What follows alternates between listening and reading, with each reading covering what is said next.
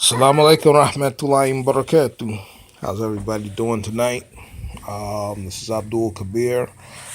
Um, I'm just doing some testing, sort of some capacitance testing, sort of some installation. This is an initial test right here between an MTH R17 and a Warthers Proto 1000 R22. Of course, so the characters for Reggie the Redbird. So there is some discrepancies that most modelers who modeled the subway do have, and that I have just a smidgen of an issue with, these two different manufacturers, MTH and Proto 1000.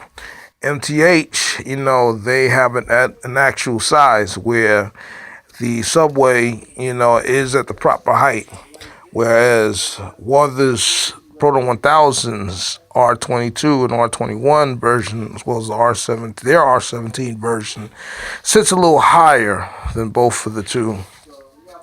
I have two of these cars right there. They are, of course, they're doused in graffiti back when they were in service. They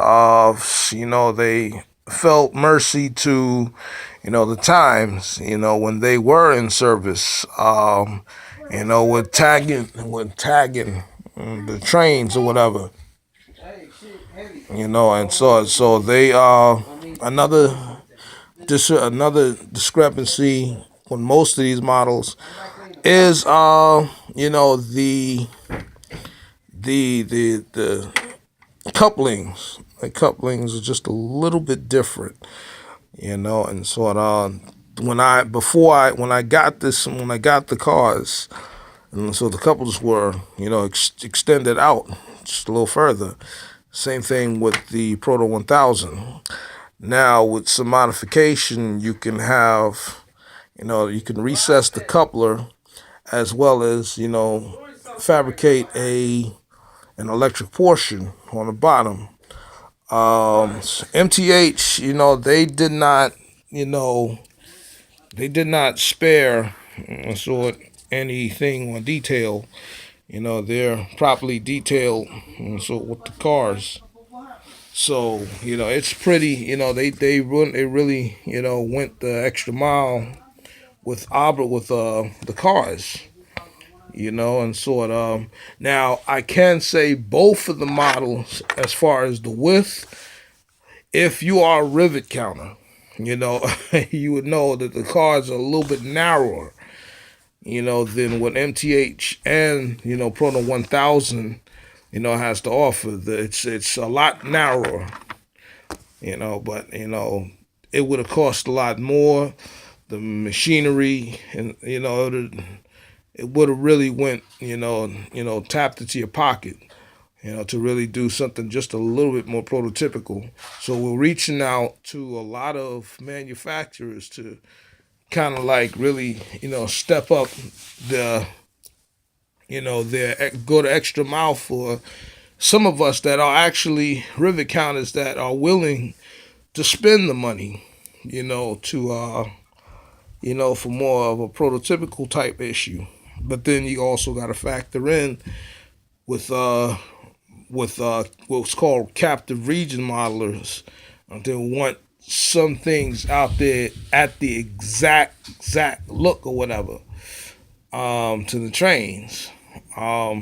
This right here being the IRT, the BMT and the IND, which is a little bit much more bigger, and the fact that New York subway systems, we have a vast system and no two trains are alike. Some trains are big, some trains are small. Some trains out there, can go as long as, from 2 to 4 cars to 8 to 10. And for the 7 train, 11 cars.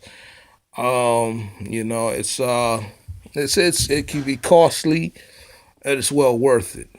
But like I said, MTH, they spared no expense, with really going, all out with the detailing. I'm happy with mine. I'm gonna get more of these. More of these, and I definitely am looking forward to making the the true 10 car R17 subway train. That's the last time it served on the MTA property was for the number 5 train. Um, so now I got these in two characters, and so of course Hector, which is the Spanish speaking subway car for the children's series. I did the hand painting myself, with them. Uh, of course, South Bronx, 6 train. Um, and of course the character. Proto 1000, when you are trying to, do the subway, and then, one thing about model railroading is imagination. So you always try to make the best of the things that you have. Now I got plenty subway cars, to do it. But to build the set, to build everything, it's very extensive and expensive, and it's a lot of time to, put into it, just to do, various segments. So I'm gonna cut this video short. This is the 4th video I've made, and I'm going to also, show you some other characters. So be on the lookout. All right, peace.